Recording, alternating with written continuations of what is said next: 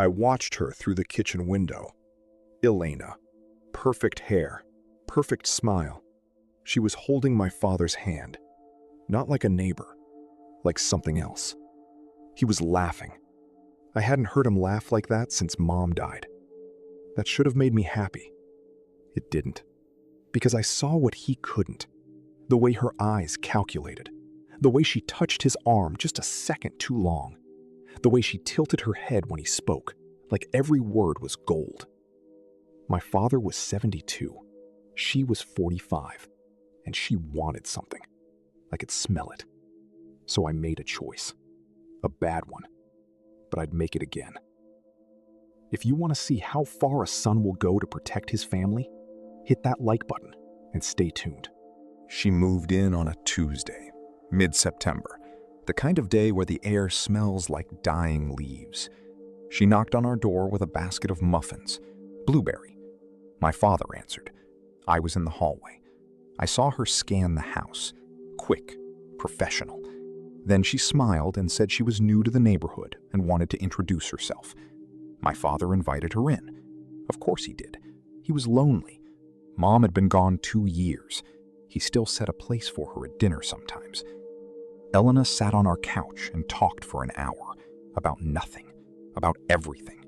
She mentioned she was recently divorced. No kids. She worked in real estate. She loved gardening. My father loved gardening. By the time she left, he was already hooked. I could see it. The way he walked her to the door. The way he stood on the porch watching her cross the yard. That night at dinner, he talked about her. How nice she seemed. How lonely she must be. I nodded. I didn't say what I was thinking. I didn't say that her muffins tasted like they came from a grocery store, or that her divorce story sounded rehearsed. I just listened. A week later, she asked my father to help fix her fence. He went over with his toolbox. Came back 3 hours later, sweaty, happy. He said she made him lemonade, homemade. He said she was so grateful. He said she reminded him of Mom. That's when I knew. She wasn't just a neighbor. She was a project. And my father was the target. I started paying attention. I started watching.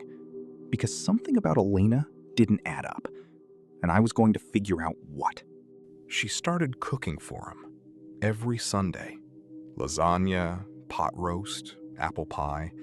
She'd bring it over in glass dishes and stay for dinner. I was always there. She never seemed to mind. She'd smile at me, ask about my work, my girlfriend. She was good. I'll give her that.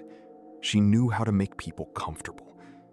But I noticed things, like how she never ate much of her own cooking, or how she always steered the conversation back to my father, his finances, his health, his plans for retirement. One night, she asked about the house, how long we'd lived here, if it was paid off. My father told her everything. Bought it in 1985, paid it off 10 years ago, worth about $600,000 now. She nodded, said it was beautiful, said he'd made a smart investment. Then she touched his hand, just for a second. But I saw it. I saw the way her fingers lingered, the way she looked at him. Not like a friend, like a hunter. We're just getting started. If you're feeling the tension, subscribe, and let me know in the comments. What would you do? I started digging. I looked her up online. Elena Marsh, 45, divorced 3 times. Not once, 3 times. I found court records. 2 of her ex-husbands had restraining orders against her. 1 accused her of financial fraud. The case was settled out of court. I printed everything. I showed my father. He didn't want to hear it. He said I was being paranoid. He said she was just being kind. He said I was jealous because he was moving on. That hurt. But I didn't stop. She proposed to him 3 months after she moved in. She didn't call it a proposal. She called it a partnership. She said they should combine households, save money, keep each other company. She said it made sense at their age. My father said yes. He didn't ask me. He didn't even tell me until after. I found out when I saw her moving boxes into our garage. I confronted him. I showed him the records again. I begged him to see what she was doing. He told me to leave. I didn't. I couldn't. I went to Elena. I knocked on her door at midnight. She answered in a robe. I told her I knew what she was.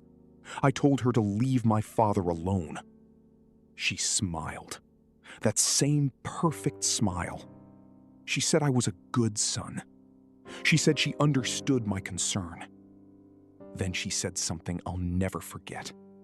She said, "Your father is an adult. He can make his own choices. And he's chosen me."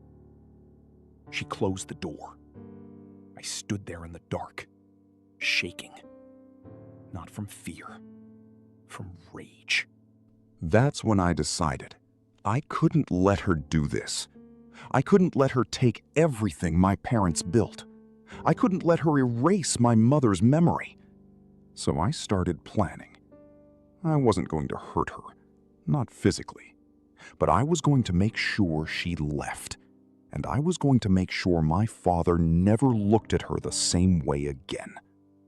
I just needed the right moment. And 3 days later, I got it. She kept a journal.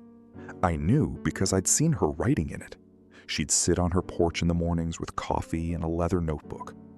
I wondered what she wrote. So I found out. I waited until she went grocery shopping. I broke into her house through the back door. It took me 10 seconds. The journal was on her nightstand. I opened it. I read. And what I found was worse than I thought. She didn't love my father. She didn't even like him. She wrote about him like he was a transaction. She had a plan. Marry him, wait a year, then convince him to put her name on the house. She wrote about his health, how he had high blood pressure, how he didn't exercise. She wrote, "If something happens to him, I need to be protected." Protected. That's the word she used. I took pictures of every page. Then I put the journal back. I locked her door. I went home. I didn't sleep. I just sat at the kitchen table staring at those pictures. And I made a choice.